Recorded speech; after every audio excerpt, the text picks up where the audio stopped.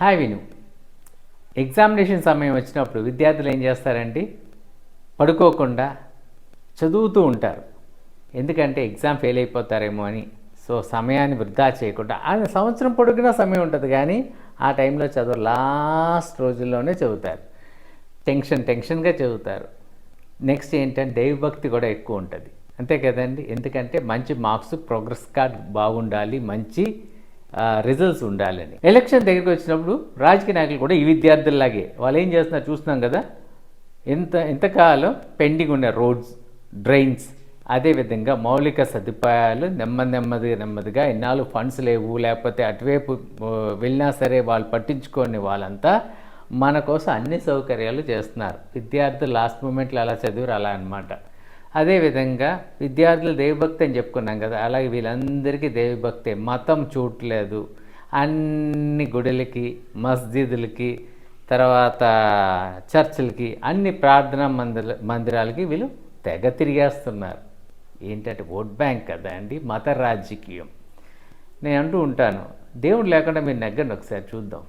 దేవుడు ఉండాలి, మీరు నెగ్గాలంటే ఏదో ఒక దేవుడినో లేకపోతే ఏదో ఒక మతాన్ని పట్టుకొని, ఆ కులం పట్టుకొని కుల రాజకీయం చేయకపోతే నగ్గలేరు కదా మీరు. అందుకని చెప్పి ఇప్పుడు అది మనకి చాలా అవసరం. సో ఇంకొకటి ఏంటంటే ప్రతి కార్యక్రమంలో మనం ముందంజలో ఉన్నాము అని చెప్పి పిల్లలు ఎలా ఇంప్రెషన్ క్రియేట్ చేయాలో అలాగా ఊరు నిండా ఫ్లెక్స్లు అనమాట. ప్రతి పండగ ఉన్న చోట, లేకపోతే ప్రతి ప్రార్థనా మందిరమో లేకపోతే గుడుల దగ్గర మన ఫ్లెక్స్లు హ్యాపీగా డిజైన్ చేసి పెడుతున్నారు. ఇప్పుడు కనిపించలేదు. ఇప్పుడంతా నాయకులంతా వచ్చారు, దండాలు పెట్టుకొని మా అని చెప్పి పేర్ల కింద రాసి ఊరు నిండా ఫ్లెక్స్లు. సో ఒకటండి, వీళ్ళు ఎన్ని చేసినా సరే ఓటర్ మీరు మార్కులు వేయవలసిన వాళ్ళు మీరు. మార్కులు సరిగ్గా వేస్తే మన ఊరు బాగుపడుతుంది. ఇన్నాళ్ళు వేయని రోడ్లు, ఇన్నాళ్ళు చేయని డ్రైన్లు, ఈ 5 సంవత్సరాలు వీళ్ళకి సరిపోలేదు వేయడానికి. ఇప్పుడు ఎక్కడి నుంచి వచ్చినాయి ఫండ్స్ వేసేస్తున్నారు.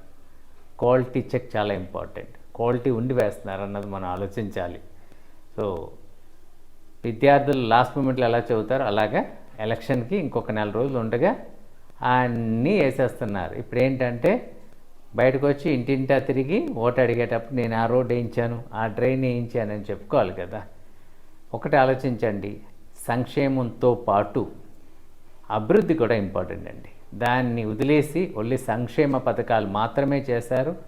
ఇప్పుడు అభివృద్ధి గురించి ఆలోచిస్తున్నారు. మీరు ఆలోచించండి, ఓటేసే ముందు మంచి నాయకుడు ఎవరు అన్నది చూసి ఓటేయండి. ఓటు వేసే ముందు నోటు తీసుకోవద్దు, అది నేరం. సో ఒక్కసారి మీరు ఆలోచించండి. మీరు ఆ 2000కి అమ్ముడు పడిపోతే 5 సంవత్సరాలు మీరు బానిస బతకవలసిన పరిస్థితి. ఒకసారి మీరు ఆలోచించి, మీకు డబ్బులు అవసరం అనుకుంటే తీసేసుకోండి, వాళ్ళు గిఫ్ట్ ఇస్తే. కానీ ఓటు మాత్రం వేసేటప్పుడు ఆలోచించండి ఎవరికి ఓటు వేయాలన్నది. అది ఆలోచించి మీ ఓటే మీ ఊరిని, మన ఊరిని బాగు చేసేది. ఒకసారి వివేకంతో ఈసారి అయినా ఓటేయమని కోరుకుంటున్నానండి. నేను ఏ పార్టీకి చెందిన వ్యక్తిని కాదు, నాకు అన్ని పార్టీలు, అన్ని నాయకులు ఒకటే. కాకపోతే మన ఊరు బాగుంటే మన అందరూ బాగుంటామనే కాన్సెప్ట్ నాది. ఓకేనండి, థ్యాంక్ యూ.